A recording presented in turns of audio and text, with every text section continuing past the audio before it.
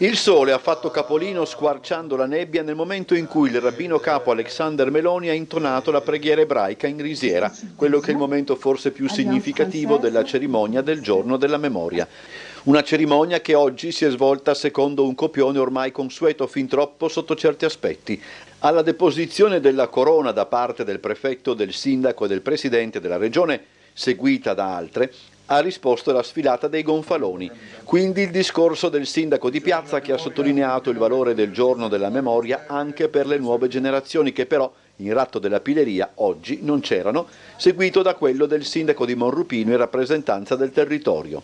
Poi le commemorazioni religiose del vescovo Trevisi, del rabbino e delle comunità serbo-ortodossa, greco-orientale e delle altre realtà. Fra i presenti significativamente anche il responsabile del centro islamico di Trieste. Si accennava purtroppo doverosamente all'assenza dei giovani, comprensibile essendo oggi domenica, preoccupante giacché non dovrebbe essere la loro presenza imposta come obbligo. Laddove, essendo quello odierno il primo appuntamento significativo in risiera con ingressi contingentati, ciò può aver scoraggiato più di uno a partecipare e giova poco ragionare se vi fosse oggi più o meno gente rispetto allo scorso anno.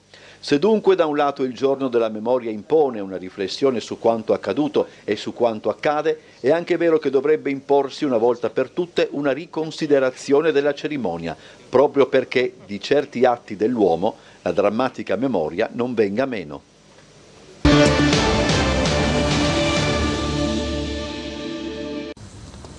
Perché questo è un luogo del cuore, è un luogo che ti dona sempre qualcosa di prezioso, un'immagine, uno sguardo, un'emozione, una storia da raccontare al ritorno a casa. La presenza di Giorgia Meloni, primo presidente del Consiglio a recarsi a Basovizza, certamente ha fatto la differenza oggi alla Foiba. La cerimonia nel ventennale dell'istituzione del Giorno del Ricordo è stata certamente fra le più partecipate e fra le più sentite. Potremmo spingerci a dire fra le più ascoltate in un silenzio attento. Se il Premier molto ha insistito su storie esemplari, a chiarificare una volta di più la complessità di quanto accaduto, gli altri interventi hanno toccato tasti già sfiorati nel tempo e in anni più recenti. Il presidente della Lega Nazionale Paolo Sardos Albertini ha ricordato la visita di Francesco Cossiga che da Presidente della Repubblica davanti alla foiba di Basovizza si inginocchiò nel 1991 e che sottolineò il primo come qualcuno impedisse allora ancora di parlare delle tragedie degli istriani. Ci aveva indicato la strada per stannare gli autori, i registi della grande menzogna. L'impegno deve essere più che mai quello di proseguire in questa ricerca, questo recupero della verità, magari attivando una commissione parlamentare che faccia luce su questa grande menzogna. Dal canto suo il sindaco di piazza ha molto insistito sulla necessità di togliere al maresciallo Tito l'onorificenza concessagli dall'allora presidente Saragat alla fine degli anni 60 e ha chiuso il proprio intervento stigmatizzando il comportamento di alcune parti politiche contrarie alla revoca, sferzandole quasi. Dico a queste persone che le foibe e l'esodo sono una tragedia del nostro paese e non di una parte. Chiedo a queste persone di far parte di questo momento storico. Ricordo a queste persone che continuare a negare questi fatti cercando di rimuovere il ricordo di un crimine vuol dire commetterlo di nuovo. Onore ai martiri delle foibe, onore ai nostri esuli, viva Trieste, viva l'Italia, viva la verità. Questi dunque gli aspetti più decisamente politici toccati durante la parte istituzionale della cerimonia, contrassegnata dalla messa celebrata dal vicario episcopale Marino Trevisini, laddove il presidente della regione Massimiliano Fedriga, nella parte centrale del proprio intervento, ha insistito su un altro concetto che, va detto, dovrà d'ora in poi impegnare più d'uno. Queste iniziative non servono solamente e ovviamente doverosamente per onorare chi è stato perseguitato, ucciso, chi ha dovuto lasciare la propria terra. Non sono soltanto fatte per ricordare chi ha costruito questa terra con la sofferenza. Ma tutte le iniziative che vengono fatte, mi auguro vengano fatte sempre di più anche nelle scuole, sono fatte per costruire il futuro.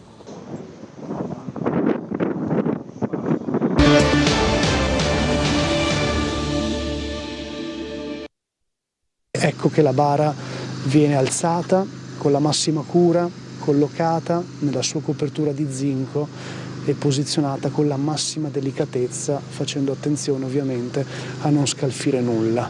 I tecnici delle onoranze funebri San Giusto si stanno avvicinando con altri strumenti, credo, atti al trasporto del feretro ricoperto dalla bara di zinco. Ecco qua la fase finale di questa operazione, un carrello esattamente che serve proprio per il trasporto del feretro stesso, che viene portato fuori dalla zona perimetrata da questo nastro messo dalla polizia scientifica. L'area del campo 11 del cimitero di Sant'Anna delimitata fin dalla sera prima. Oggi le operazioni di estrazione del feretro dal locolo 214. La bara sigillata verrà trasferita a Milano, nell'obitorio dell'università dove lavora l'antropologa forense Cristina Cattaneo, che insieme al suo team di esperti condurrà la nuova autopsia sul corpo della 63enne di via Verrocchio. È iniziata stamattina alle 9 l'estumulazione del feretro, alla presenza del personale del cimitero, di quello delle onoranze funebri e dei tecnici addetti alle operazioni. Il tutto sotto la supervisione della squadra mobile e della polizia scientifica. Tra i presenti, oltre ai tanti giornalisti e operatori di testate locali e nazionali, anche l'amico di Liliana, Claudio Sterpin, in cimitero fin dalle 8 di mattina. Poi è arrivato Sebastiano Visintin. Il marito di Liliana è apparso emotivamente provato mentre assisteva alle operazioni e non è riuscito a trattenere le lacrime.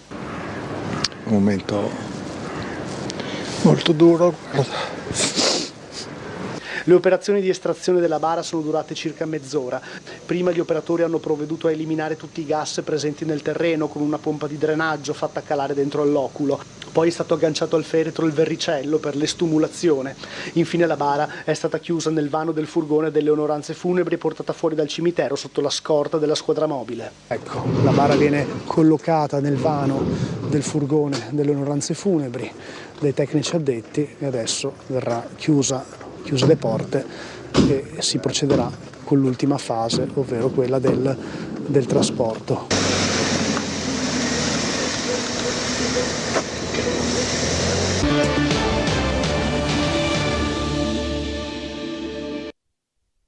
Conferiamo a Sergio Mattarella la laurea magistrale a ciclo unico in giurisprudenza, honoris causa, per l'alto contributo dato alla trasformazione della frontiera adriatica da territorio di divisione ad area di dialogo e di edificazione del processo di integrazione europea, nella comune coscienza dei diritti umani e nella luce delle libertà democratiche.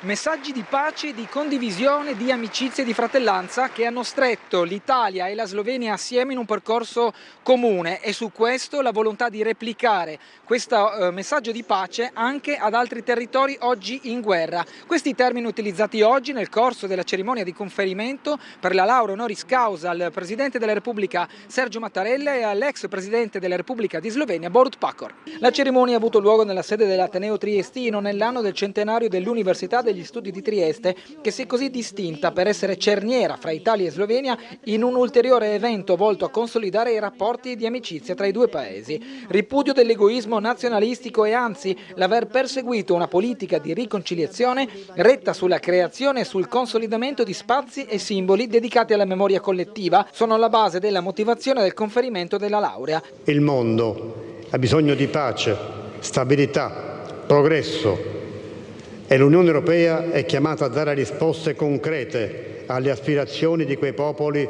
che guardano al più imponente progetto di cooperazione concepito sulle macerie del secondo conflitto mondiale. Concetti come amicizia, condivisione e dialogo sono stati la base sulla quale si è articolato l'impegno dei due presidenti in questi anni. Un processo a più tappe ma sempre vocato a un obiettivo comune riassunto in 4 lettere: pace. Ci siamo aiutati a vicenda. Insieme abbiamo vinto.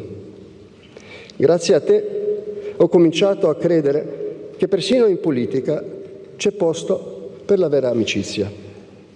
Mi auguro che nel nostro mondo l'amicizia riesca a prevalere sul risentimento e l'odio. Grazie. L'importanza della ricerca come strumento di collaborazione e di cooperazione Università che devono essere libere, questo è il messaggio ribadito dal magnifico rettore dell'Università di Trieste, Roberto Di Lenarda. L'università è ricerca, l'università è condivisione, l'università, come anche ho detto io, deve creare ponti, e per cui è sbagliato chiudere i rapporti anche con gli altri enti scientifici, anzi dobbiamo supportarli, perché spesso ci dimentichiamo che nelle società in cui la libertà non è così diffusa, i germi più vivi che tengono viva la speranza sono proprio l'università, per cui chiudersi vuol dire metterli in difficoltà, e non è questo l'obiettivo che abbiamo noi.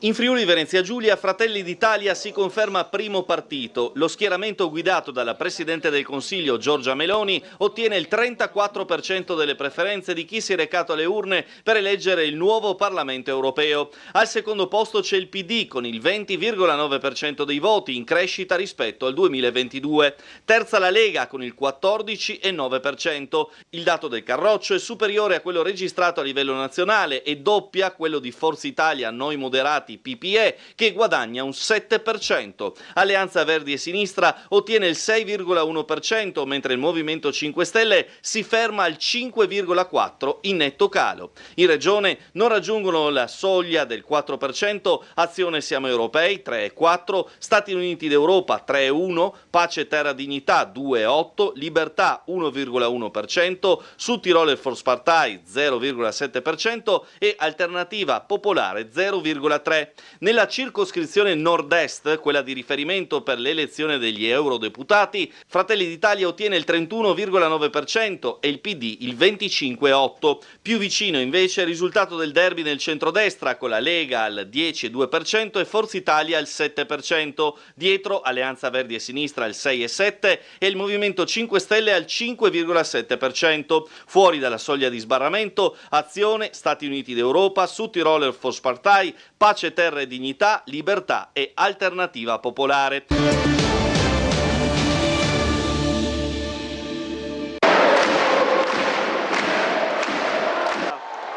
E questi sono momenti in cui ad ogni giocatore passa davanti agli occhi l'intera carriera, come se fosse un film.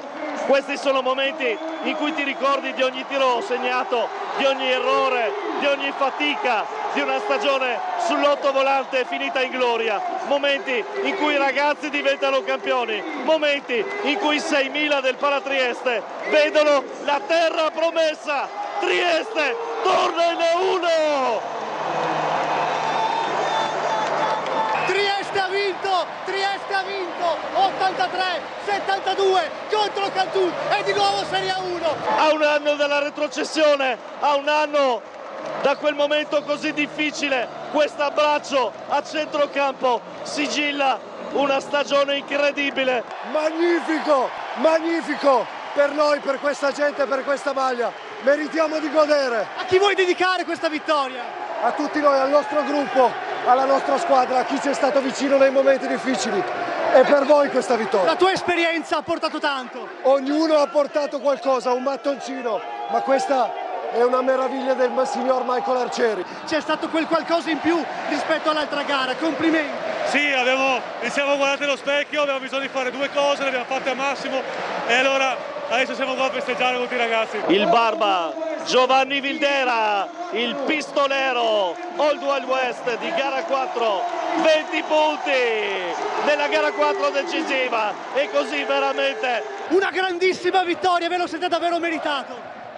Non so cosa dire, con tutta la merda che ci siamo presi tutto l'anno, dopo una gara 3 di merda, davanti a questo pubblico incredibile. Hai fatto tantissimi punti oggi, avete riscattato anche la precedente partita.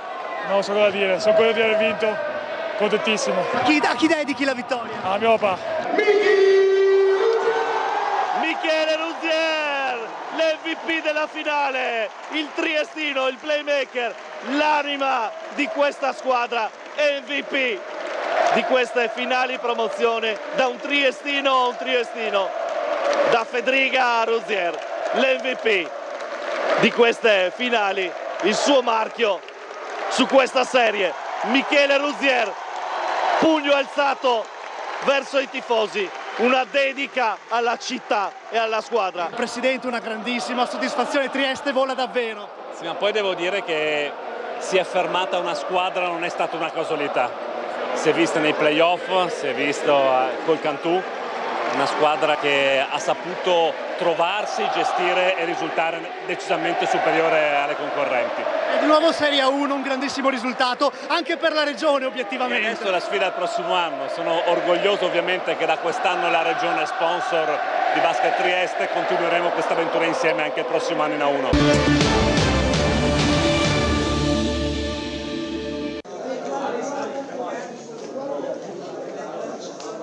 Il silos è stato sgomberato, la struttura di via Flavio Gioia è vuota e sono già iniziati i lavori per alzare la rete metallica al fine di impedire d'ora in poi qualsiasi accesso. Di fatto si chiude un'epoca, tutti si augurano che questa triste e lunga pagina di cronaca triestina rimanga solamente un ricordo. Le operazioni che hanno dato seguito all'ordinanza firmata dal sindaco di Trieste, Roberto Di Piazza, sono iniziate alle 8 di questa mattina e si sono concluse in poche ore. Nessuna resistenza dei migranti, nessuna tensione. Sul posto la polizia con il reparto celere di Padova, la Polfer, la Guardia di Finanza, i Carabinieri, la Protezione Civile e il personale di Coop Alleanza 3.0, proprietaria del silos. Dietro l'edificio i gazebo allestiti dalla Questura e Asugi per i controlli di identificazione e sanitari. Presenti anche gli operatori di varie associazioni, Linea d'Ombra, ICS, Caritas, c'erano anche gli interpreti per aiutare con la comunicazione. A tutti i migranti presenti questa mattina dentro la fatiscente struttura sono stati consegnati anche cibo e acqua. Sono 18 i migranti irregolari che erano presenti nel silos, che in tutto ospitava circa un centinaio di persone. Sono stati invitati a regolarizzare la propria posizione in questura, faranno richiesta di asilo. Gli altri migranti sono risultati in regola, gli è stato consegnato un braccialetto identificativo e hanno potuto accedere ai controlli sanitari. Tutte le persone sono risultate in buone condizioni di salute. Organizzato subito il trasporto tramite pullman e furgoni verso altri siti di accoglienza, come il campo scout di Prosecco e altre destinazioni in tutto il Friuli Venezia Giulia, ma si deve mettere in moto subito anche la macchina dei trasferimenti per portare alcuni di questi migranti in altre regioni d'Italia. La polizia locale, già dal primo mattino, aveva provveduto alla chiusura della via di accesso al silos per permettere che tutte le operazioni avvenissero senza intoppi.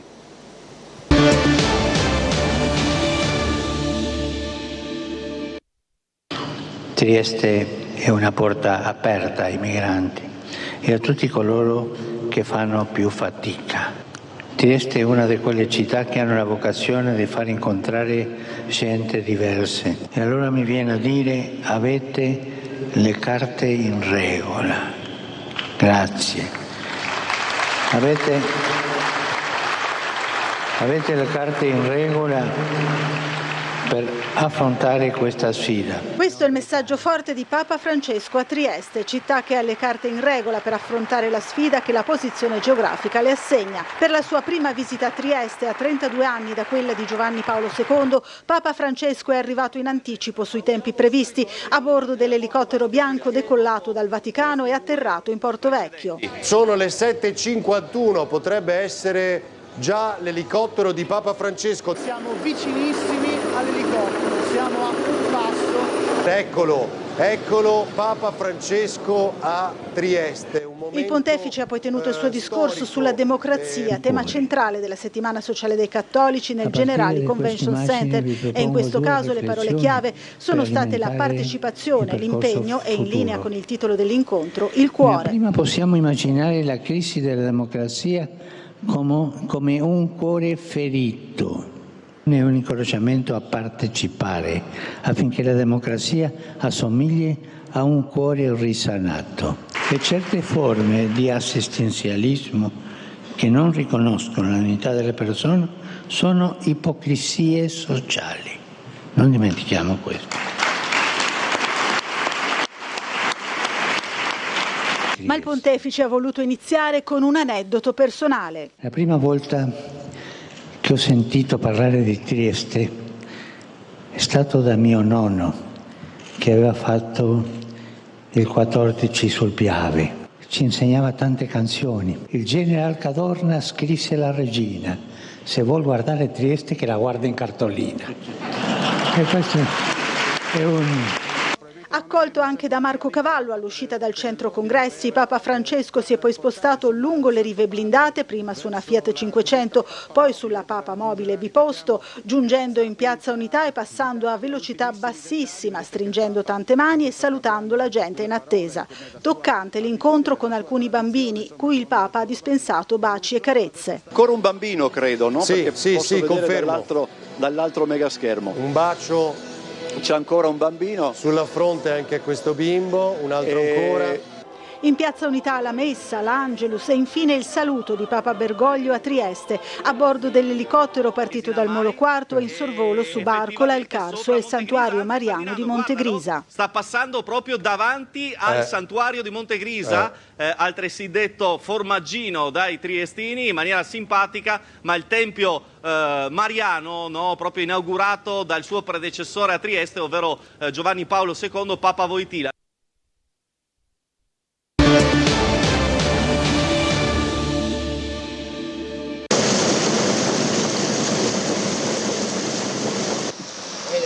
Sì, che si è pieno di acqua che viene giù perché ha rotto un torrente qua sopra. Siamo a Mugello, località Vignano, dove il torrente Menariole è esondato e ha trasformato in torrenti invece le strade dell'abitato, con diverse abitazioni a rischio, allagate, monitorate dai vigili del fuoco che, come vedete, stanno andando a monitorare via via la situazione per capire quella che potrebbe essere l'evoluzione. In questo punto, al civico 20/A, il torrente ha portato con sé anche diversi tronchi come questi, rendendo chiaramente l'azione dell'acqua ancora più pericolosa.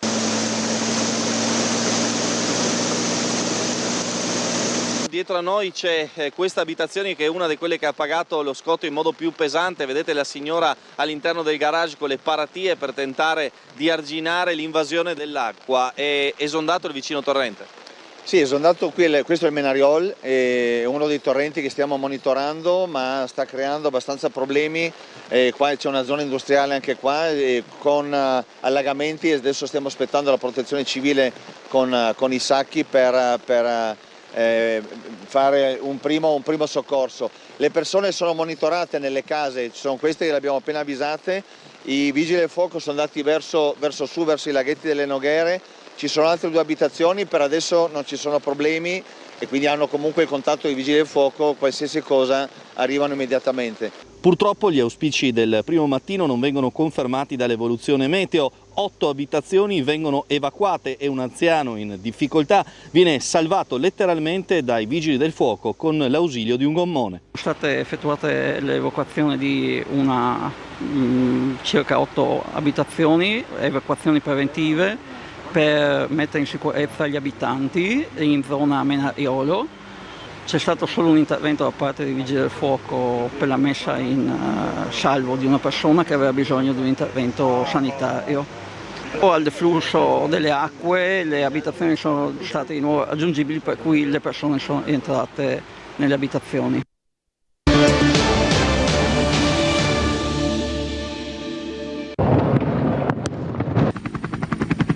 Furio, Gabriele e Marta, ancora una barcolana nel segno dei Benussi, è dedicata a papà Dario, scomparso da qualche mese ma presente più che mai nel ricordo di amici e soci della società velica di Barcola e Grignano. La 56esima barcolana è una regata per veri strateghi. Si parte con 2 nodi scarsi di ostro, ma a bordo già si pensa alle manovre, al lato giusto da prendere per assicurarsi il libeccio, 8-9 nodi circa, che attende gli equipaggi in prima boa. Ovviamente discorsi che valgono per i big e i velisti che si insidiano nelle singole categorie. Quelli dietro pensano a Cambusa, Cantici e Allegria. Lì davanti però è roba seria. I ragazzi di Prosecco Doc partono meglio con al timone Mitia Cosmina e prendono pure un bel vantaggio, sinché Benussi e soci non riescono a sviluppare tutti i cavalli che l'enorme superficie velica del 100 piedi consente di sprigionare. Tutto come previsto quando lo scafo nero, con Gabriele Benussi e Ruffo Bressani in pozzetto, riesce a virare sulla prua dell'avversaria, sfruttando l'ingresso del vento da sud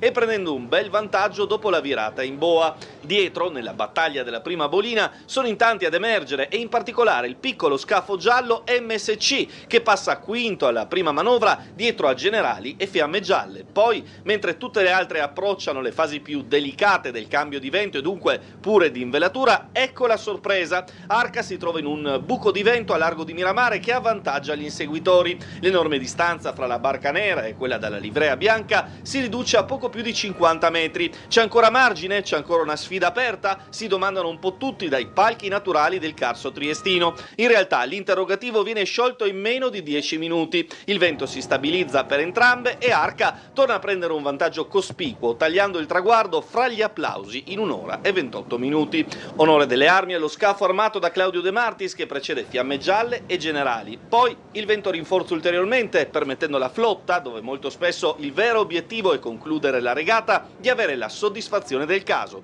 Si veleggia con il sorriso in un golfo, ancora una volta, capace di disegnare la favola della Coppa d'autunno.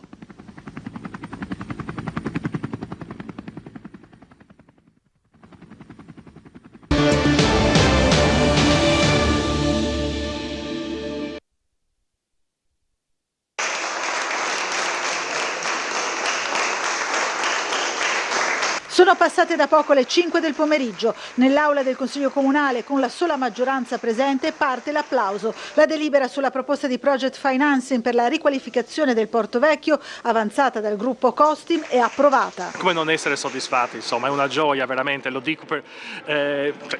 dico con tutta l'emozione che ho, finalmente oggi si apre una nuova fase, non è la fine ma l'inizio di una nuova fase. Trieste si libera dei vecchi legami lacciuoli che aveva e parte con slancio verso il futuro. È un progetto nuovo, è un progetto all'altezza di questa città, è un progetto che potrà essere migliorato nelle prossime fasi della conferenza di servizio e della gara, ma da oggi non ci sono più scuse. Si sa chi è e chi vuole che questa città corra e chi la voleva tenere zavorata ai vecchi sistemi, alle vecchie logiche politiche. Un passo indietro. La seduta era iniziata in un clima infuocato, con accese liti verbali tra i consiglieri. Al centro il caso Panteca, non solo la contestata dichiarazione di inammissibilità di 129 emendamenti su 190, ma anche il presunto voto del presidente al posto del sindaco nella seduta del 9 ottobre scorso, motivo per cui il consigliere PD Russo ha presentato un esposto in procura. Decenza politica vorrebbe di sospendere una discussione così importante per il futuro della città nel momento in cui a presiedere l'aula